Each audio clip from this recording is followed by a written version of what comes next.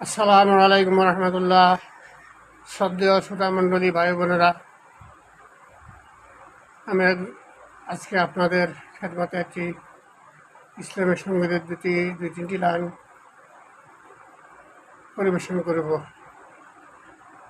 আল্লাহ,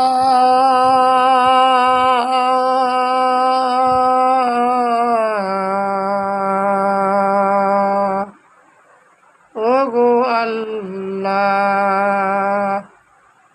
মাফ করে দাও, ক্ষমা করে দাও, মাফ করে দাও, ক্ষমা করে দাও।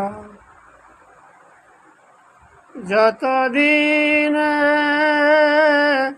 জীবন বিনা বাসিবে, সুপথে চালাও, মাফ করে দাও। আল্লাহ,